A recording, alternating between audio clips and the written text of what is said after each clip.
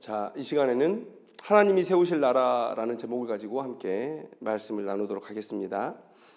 우리가 지난주에는 느부갓네살이 꿈을 꾼 이야기를 우리가 함께 나눴습니다. 자신이 꾼 꿈을 이 지휘자들을 불러서 꿈도 맞추고 해석도 해라라고 말을 했죠. 누구도 그렇게 할 수는 없는 것이죠. 그래서 이 왕이 화가 나서 근위대장 아리옥을 시켜서 많은 지휘자들을 다 체포해서 죽여라 이런 명령을 내렸습니다. 다니엘도 체포되게 되었죠. 그런데 다니엘은 하나님을 의지하면서 이 느부갓네살 앞에 나가서 제가 왕의 꿈도 맞추고 왕에게 그 해석도 들려드리겠습니다 라고 말을 하죠.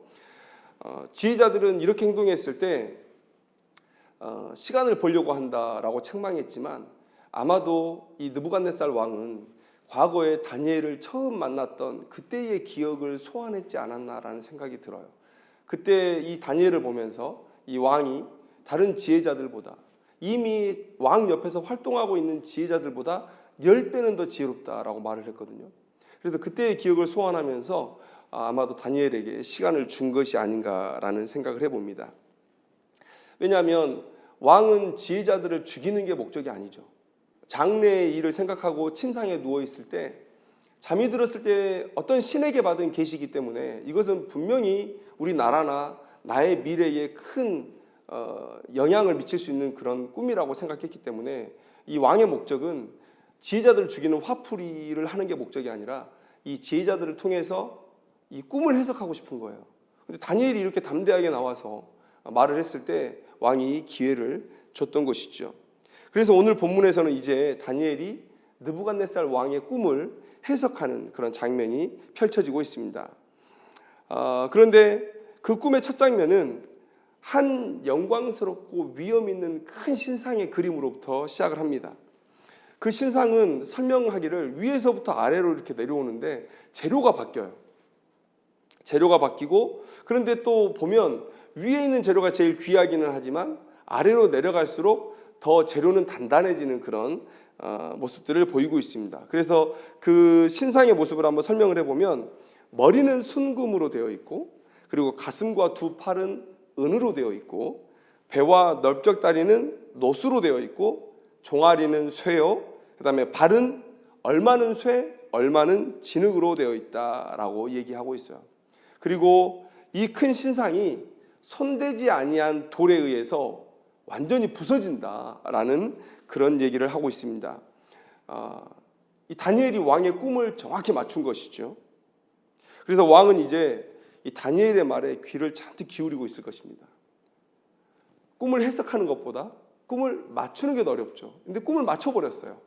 이건 분명히 다니엘이 섬기는 하나님께서 하신 일이고 하나님께서 내게 이 해석을 말씀하시는구나. 지금 이 느부갓네살은 지금 귀를 쫑긋 세우고 이 꿈을 듣기 위해서 이제 서 있습니다.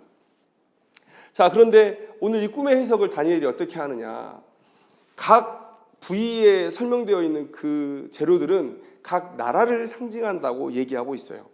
그래서 순금으로 된 머리가 있는데 여기서 이 순금으로 된 머리만 우리가 어느 나라인지를 정확히 알 수 있습니다. 왜냐하면 오늘 본문에 표현되어 있기 때문에. 그래서 이 순금으로 된 머리는 바벨론이에요. 바벨론. 느부갓네살 왕이 다스리고 있는 바벨론. 그리고 이제 아래로 내려가면서 변하는데 정확히 이 나라가 이것이다라고 말을 할 수는 없어요. 왜냐하면 성경에서 정확히 얘기하지 않고 있기 때문에. 그런데 대부분의 신학자들이 동의하는 부분이 있습니다. 그래서 그것을 말씀드리면 은으로 된 가슴과 두 팔은 그 다음에 세워질 나라 페르시아, 메데와 바사를 얘기하고 있고요. 노수로 된 배와 넓적다리는 헬라, 그리스. 여러분들 알렉산더 대왕 아시죠? 그 알렉산더 대왕의 제국을 의미합니다. 그리고 쇠로 된 종아리, 가장 단단하죠. 로마를 상징하고 있습니다. 그리고 얼마는 쇠, 얼마는 진흙이라는 얘기는 재료들이 막 섞여 있죠. 섞여 있는데 이것은 곧 로마 이후에 열국의 시대를 의미한다라는 거예요. 많은 나라들이 군웅할거의 시대처럼 이렇게 일어나고 사라지는 그런 모습들을 표현하고 있는 것이다 라고 말해요. 그런데 여기서 우리가 집중해야 될 것은 이 나라가 바뀐다, 시간이 지나면서 이 제국이 바뀌어질 것이다, 여기에 초점을 두는 것이 아니라 손대지 아니한 돌에 의해서 이 모든 나라가 부서진다라는 것에 우리는 초점을 둬야 됩니다. 지금 바벨론 왕에게 이 꿈을 꾸게 하시고 해석을 주시는데 첫 출발이 마치 바벨론 왕인 것처럼, 바벨론인 것처럼 지금 우리가 이해를 하고 있어요. 그런데 오늘 이 바벨론부터 로마와 열국으로 이어지는 이 신상을 통해서 상징하는 것은 뭐냐면 모든 인류에서 생기고 멸망했던 그런 모든 나라들을 의미해요. 그 모든 나라들이 이 손대지 아니한 돌에 의해서 완전히 무너질 것이다. 그러니까 인간의 역사, 인간의 제국의 역사는 이 손대지 아니한 돌에 의해서 완전히 무너질 것이다 라는 것이 지금 이 왕이 꾼 꿈이에요. 그리고 이 왕이 꾼 꿈에 대한 해석이에요. 그러면 이 손대지 아니한 돌은 뭐냐? 예수 그리스도를 상징하는 것이죠. 하나님께서 세우실 이 나라, 우리가 44절의 말씀을 한번 보면 이 여러 왕들의 시대에 하늘의 하나님이 한 나라를 세우시리니 이것은 영원히 망하지도 아니할 것이요 그 국권이 다른 백성에게로 돌아가지도 아니할 것이요 도리어 이 모든 나라를 쳐서 멸망시키고 영원히 설 것이라.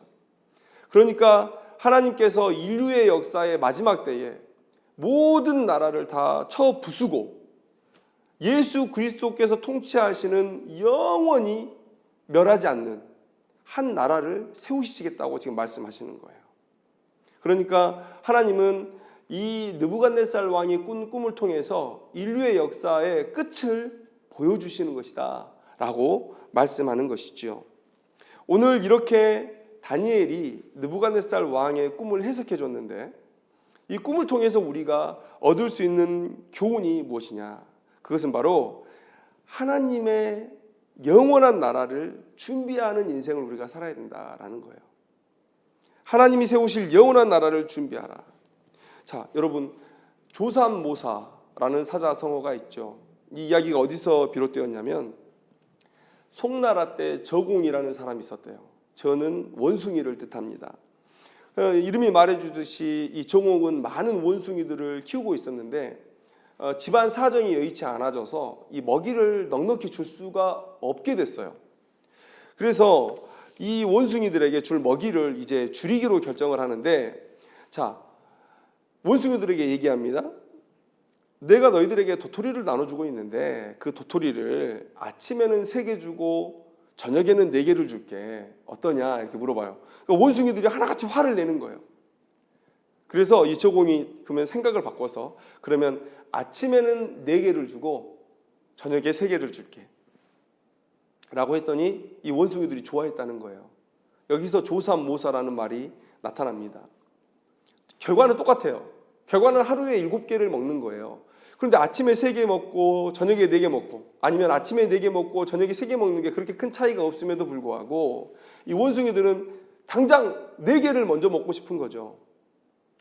우리들의 삶을 대하는 태도가 이와 같지 않은가라는 생각을 해봐요. 대부분의 사람들에게 중요한 것은 지금이죠. 조금 더 똑똑한 사람이 있다면 조금 더 먼 미래를 대비하는 삶을 살아갑니다. 그런데 현명하면 현명할수록 더 먼 미래를 생각하게 될 거예요. 그래서 하나님은 오늘 느부갓네살 왕에게 네가 지혜롭게 살아야 될 것이다 라는 교훈을 주시기 위해서 오늘 이렇게 말씀하시는 거예요. 참 느부갓네살 왕은 현명한 사람이었던 것 같아요. 이미 대제국을 이루었지 않습니까? 바벨론에서 최고로 인정받는 사람이 바로 느부갓네살 왕입니다. 대왕으로 칭송도 받고 있었습니다. 그런데 현실에 안주하지 않았어요. 다음을 생각할 줄 아는 사람이었어요. 그래서 침상에서 그냥 자지 않고 아마 다른 왕 같으면 자기가 세운 이 모든 제국의 권세들을 자랑하면서 먹고 마시고 흥청망청 살았는지도 몰라요. 나중에 보면 바벨론이 그 일 때문에 멸망을 하게 되거든요. 그런데 이 왕, 이 느부갓네살은 침상에서 술에 취하지도 않았어요. 여인들을 가까이 하지도 않았어요. 미래의 일에 대해서 생각하고 있었다는 거예요. 왜 느부갓네살 왕이 꿈을 꿨는데 그 꿈에 대해서 이렇게 민감한가? 왜 바벨론의 모든 지혜자들을 죽일 정도로 이 꿈에 대해서 민감한가? 그것은 바로 이 일 때문이에요. 본인이 장래일을 고민하다가 잠이 들었고 뭔가 신의 계시와 같은 꿈을 꾸게 됐는데 이걸 풀어야 되겠는 거예요. 그래서 이 느부갓네살 왕은 이 꿈에 대해서 이렇게 집착했다는 것이죠. 그 꿈의 핵심은 뭡니까? 과거 수많은 왕국이 생성과 멸망을 반복했지만 그러나 느부갓네살 너의 왕국도 영원할 수 없다는 거예요. 과거 수많은 왕국이 생성과 멸망을 거쳤듯이 네 왕국도 영원할 수 없다. 이 세상에 일어날 모든 나라도 영원할 수 없다. 끝이 있다. 그리고 그 끝에 오직 하나님께서 세우시는 나라만이 영원히 설 것이다 라는 것을 말씀하고 있어요. 그리고 우리가 아까 읽었듯이 44절의 말씀처럼 이 하나님의 나라는 영원히 멸망하지 않는 나라예요. 이 하나님의 나라는 국권이 다른 백성에게 돌아가지 않아요. 이 말씀은 무슨 얘기입니까? 한 번 하나님의 백성으로 그 나라의 백성이 되면 절대 그 시민권을 잃지 않는다라는 얘기예요. 그리고 하나님의 나라는 이 세상의 모든 나라를 쳐서 멸망시키고 홀로 서는 왕국이다. 다른 나라와 함께 있지 않아요. 오직 한 나라, 예수님께서 통치하시는 그 하나님의 나라만 존재하게 될 것이다 라는 말씀을 우리에게 보여주고 있어요. 그러니까 이 느부갓네살 왕에게 주시는 이 말씀, 교훈이 무엇입니까? 또 우리에게 주시는 이 말씀의 교훈은 무엇입니까? 마지막에 홀로 설 유일한 그 나라, 영원한 그 나라를 위해서 살라는 거예요. 그러면 이 시대를 우리가 영원한 나라, 하나님이 통치하시는 그 나라를 고대하면서 살아갈 텐데 그런 자의 삶의 모습은 어떤 것이냐? 첫째는 바로 이거예요. 나그네로 살아야 된다라는 거예요. 나그네로 살아야 된다. 과거에 우리가 전쟁의 모습을 한번 생각해 봐요. 한 나라와 한 나라가 전쟁을 합니다. 그리고 한 나라가 다른 나라를 이겼어요. 그때 전쟁에 패배한 나라에서 제일 순환을 당하는 사람이 어떤 사람들입니까? 어떤 사람들이에요? 부유한 사람들, 지위가 높은 왕족이나 귀족들, 지혜자들, 이런 사람들이 가장 먼저 피해를 입습니다. 오히려 지위가 낮고 가난한 사람들은 살려둬요. 그 땅에 남겨둬요. 왜 그렇습니까? 남유다가 멸망할 때도 그랬어요. 남유다가 멸망할 때도 바벨론 왕은 비천한 사람들은 그 땅에 남겨뒀어요. 왕족, 귀족들, 지혜자들 이런 사람들을 데리고 갔어요. 왜 그렇습니까? 반란의 싹을 없애기 위해서 그런 거죠. 그러니까 전쟁이 끝나고 나면 패배한 나라에서 호의호식하면서 떵떵거리며 살았던 사람들이 가장 먼저 심판의 칼날 앞에 서게 되는 거예요. 자, 이제 하나님의 나라가 임할 것입니다. 하나님의 나라가 이 세상에 있는 모든 나라들을 멸망시킬 그때가 가까워 오고 있어요. 그러면 누가 가장 피해를 입겠습니까? 이 세상에서 호의호식하면서 떵떵거리면서 살았던 사람들, 이 세상에서 권세를 가지고 휘둘렀던 그런 사람들이 가장 먼저 피해를 입게 된다는 것이죠. 그래서 이 세상을 살아가는 현명한 삶, 영원한 나라를 준비하며 살아가는 삶은 이 세상에 속한 재물과 또 지위와 지혜를 사모하지 않는 삶이라는 거예요. 여기서 우리가 오해하면 안 되는 것은 뭐냐면 이 세상에 재물도 필요 없고 지혜도 필요 없고 높이 올라갈 필요도 없다. 이 말씀을 드리는 게 아니에요. 사모하지 말라는 거예요. 필요성은 인정합니다. 이 세상에 재물 없이 어떻게 우리가 살 수 있고 재물 없이 어떻게 하나님의 일을 감당할 수 있어요. 높은 지위에 올라가서 더 많은 영향력으로 이 세상을 변화시킬 수 있는 거예요. 그런데 사모하지 않는 거예요. 이 말은 무슨 얘기입니까? 이 세상의 것을 위해서 내 영혼을 팔지 않는다는 거예요. 이 세상의 재물과 지위와 또 지혜를 위해서 내 영혼을 팔지 않는다. 내 영혼은 하나님 앞에 굳건한 중심을 두고 그 필요에 의해서 그런 것들을 취할 뿐이지 내 영혼을 팔지는 않는다라는 거예요. 그래서 성경 말씀은 우리에게 뭐라고 얘기합니까? 부하려 하는 자들은 시험과 올무와 여러 가지 어리석고 해로운 욕심에 떨어지나니 곧 사람으로 파멸과 멸망에 빠지게 하는 것이라. 디모데전서 6장 9절 말씀에 이렇게 말씀하고 있어요. 그리고 야고보서 5장 3절 말씀에 이렇게 얘기합니다. 너희가 말세에 재물을 쌓았도다. 이렇게 얘기하고 있어요. 책망하면서 이렇게 얘기하고 있습니다. 그래서 베드로 사도는 우리에게 이렇게 말씀하고 있어요. 베드로전서 2장 11절 말씀에 사랑하는 자들아 거류민과 나그네 같은 너희를 권하노니 영혼을 거슬러 싸우는 육체의 정욕을 제어하라. 나그네와 같이 이 세상을 살아가라 라고 말씀하고 있어요. 이 말씀을 베드로 사도의 시대에 들었더라면 아마 큰 충격을 받았을 거예요. 이 나그네는 성경 속에서 항상 약자입니다. 집도 절도 없어요. 뭐 재산도 없어요. 또 다른 나라에 와 있기 때문에 어떠한 법적 보호도 받을 수 없어요. 누구의 도움도 받을 수 없습니다. 그래서 성경에서 항상 이 나그네는 고아와 과부와 함께 약자로 묘사되어 있고 하나님은 항상 이들을 돌보아 줄 것을 이 백성들에게 말씀하고 계시는 것이죠. 하나님이 다니엘을 통해서 느부갓네살에게 이 꿈을 주셨어요. 이 육에 속한 모든 세상은 다 멸망할 것이다. 하나님의 영원한 나라만이 홀로 설 것이다.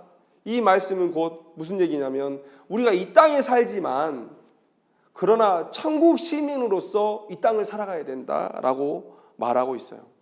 그래서 사도 바울은 이런 우리의 삶을 뭐라고 표현하냐면 사신, 대사로 얘기하고 있어요. 외교관으로 얘기하고 있다는 말이에요. 대사가 뭡니까? 외교관이 뭡니까? 자신의 국가를 대표해서 외국에 파견되는 외교사절이에요. 외국에 파견되는 외교사절이에요. 본인이 지금 살고 있는 곳은 자신의 본국이 아니에요. 자신의 고향이 아닙니다. 그런데 그들은 그 이방 땅에 살면서 자신의 나라를 위해서 일하고 자신의 나라로 돌아갈 날을 꿈꾸며 살아가는 사람들이라는 거예요. 바울은 오늘 고린도후서 말씀을 통해서 우리에게 이런 사신, 대사, 외교 사절의 모습으로 이 땅을 살아갈 것을 얘기하는 거예요. 아직 임하진 않았지만 너무도 그 끝이 명확한 그 인류의 역사의 종말, 그 사이의 기간에 우리가 소망을 두지 말고 그 이후에 펼쳐질 영원한 하나님의 나라에 소망을 두고 살아가라. 이것이 베드로 사도의 말이고, 그리고 베드로 사도는 베드로후서 3장 12절 말씀에 그래서 이렇게 얘기합니다. 신자는 하나님의 날이 임하기를 바라보고 간절히 사모하는 사람이다. 하나님의 나라가 임하고 그 나라에 들어갈 생각만 하면서 살아가는 사람이에요. 이 땅에 속해 있지만 이 땅의 어떤 것에도 내 영혼을 팔지 않은 사람들. 오늘 다니엘이 그런 모습으로 살았던 사람 아니겠어요? 하나님의 나라의 백성으로서 살아갔기 때문에 지금 자신은 바벨론에 살지만 그러나 그 바벨론의 풍요롭고 안락한 삶에 자신의 영혼을 팔지 않았어요.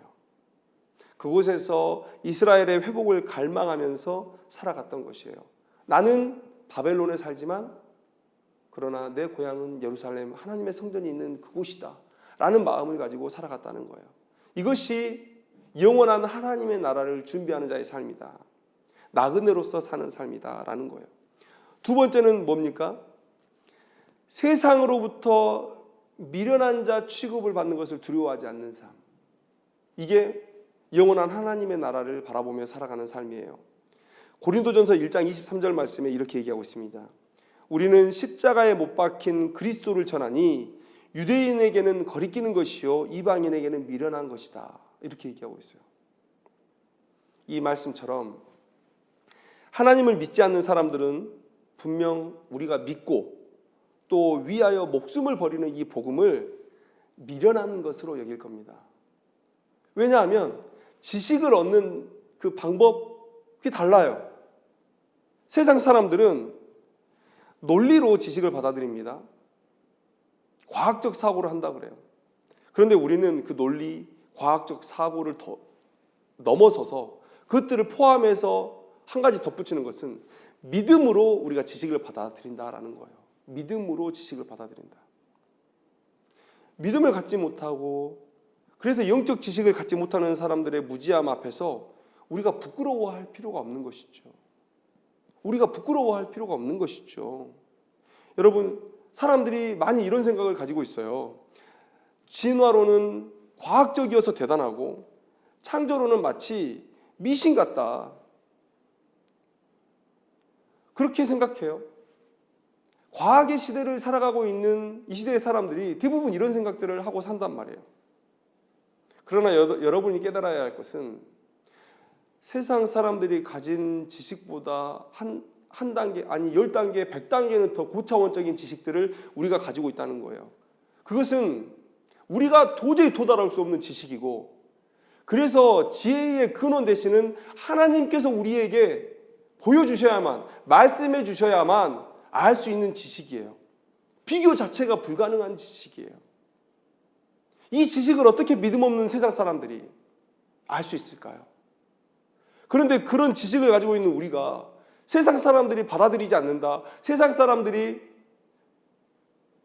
비과학적이다라고 말한다고 해서 이 하나님의 진리를 부끄러워해서는 되겠는가라는 거예요. 오늘 다니엘이 하나님의 영적인 지식을 가지고 느부갓네살 왕의 앞에 섰어요. 누가 고꾸라집니까? 느부갓네살 왕이 고꾸라져요. 현명한 왕 느부갓네살 왕이 그의 모든 지혜자들과 함께 다니엘 앞에 엎어진 거예요. 다니엘이 섬기는 하나님 앞에 엎어진 거예요. 하나님의 영원한 나라가 임할 때 과연 누구의 지식이 진짜였고 진정 가치 있는 지식이었냐? 라고 물을 때 그때 밝혀질 거예요. 이 세상의 모든 지식이, 모든 지혜자들이 하나님 앞에, 또 우리 앞에 무릎을 꿇고 엎드릴 날이 올 것이다. 그래서 이 세상의 역사가 끝이 있고 그 이후에 예수님께서 통치하시는 영원한 하나님의 나라가 임할 것을 믿고 살아가는 사람들의 삶은 절대 이 복음을, 이 영적 지식을 부끄러워하지 않는다 라는 삶을 산다는 것이죠. 그래서 사도 바울은 로마서 1장 16절 말씀에 이 복음을 부끄러워하지 않는다고 누차 말씀하고 있는 거예요. 자, 세 번째, 이 영원한 하나님의 나라를 고대하며 살아가는 삶의 모습은 어떤 거냐? 담대하다는 거예요. 담대하다. 하나님으로 인해 담대하다. 예전 미국 대사가 조금 무례한 행동을 우리나라에 했다고 뉴스에 나온 적이 있습니다. 해리 해리스 미국 대사가 작년 11월에 국회 정보위원장을 자기 관저로 초대한 거예요. 보통 그렇게 부르면 오찬을 함께 한다고 해요. 그런데 오찬 시간 지난 시간에 불러요. 밥도 안 주고. 그리고 나서 차 한 잔 주면서 얘기를 하는데 앉자마자 얘기 꺼낸 게 뭐냐면 방위비 분담금 6조 원을 내라. 그 얘기만을 20번 넘게 들었다는 거예요. 그 얘기를. 그래서 그 신문 기자가 그 국회 정보위원장의 얘기를 들어서 썼는데 그 밑에다가 뭐라고 써놨냐면 오만하고 무례했다. 오만하고 무례했다. 그런데 미국 대사가 우리나라에 와서 이렇게 굴 수 있는 그 이유가 뭡니까? 그것은 미국이 우리나라보다 강하기 때문이에요.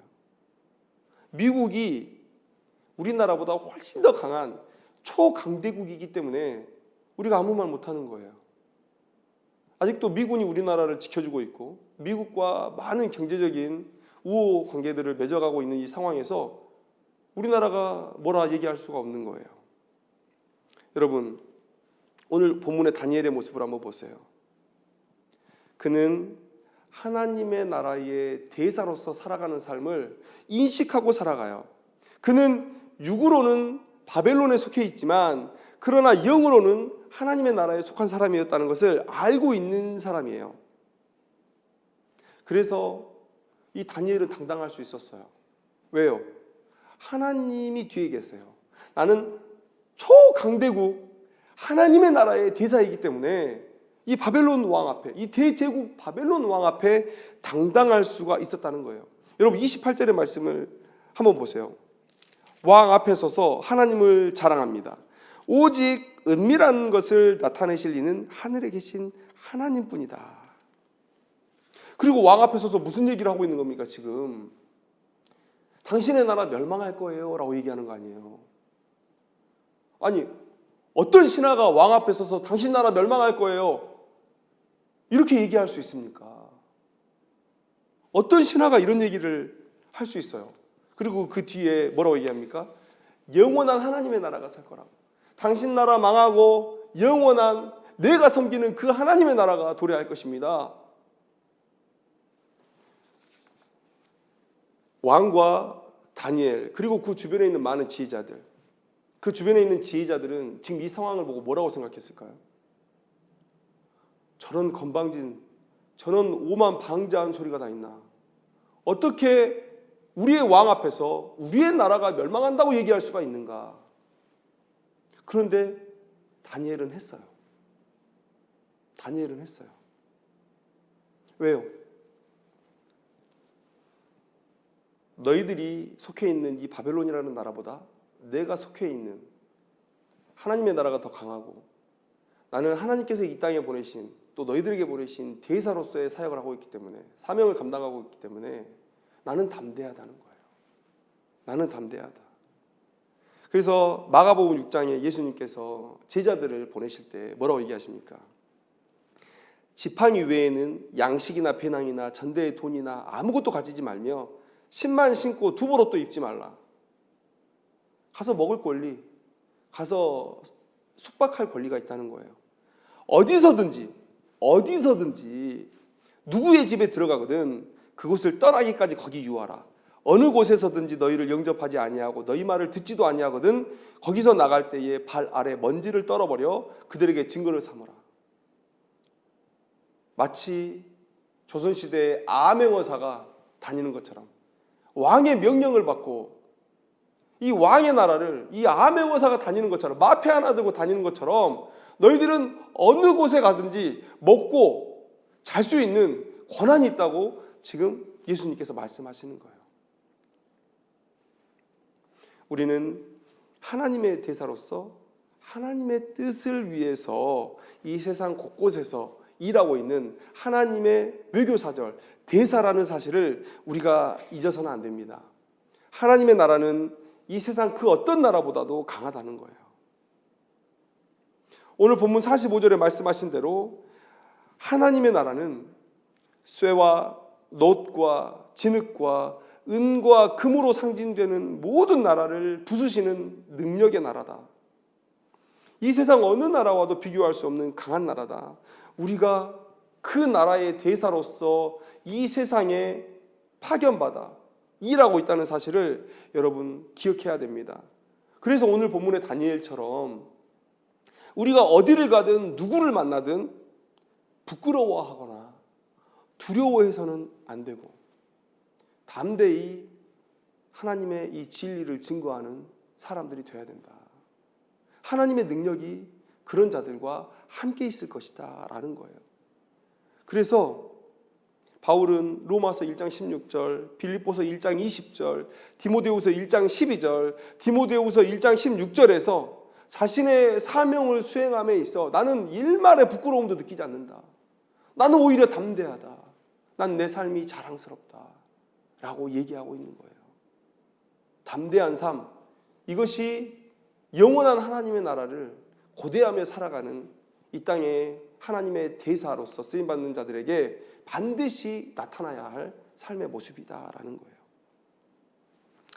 오늘 우리는 본문을 통해서 하나님께서 역사의 주관자이심을 더 깊이 깨닫고 알게 되었습니다.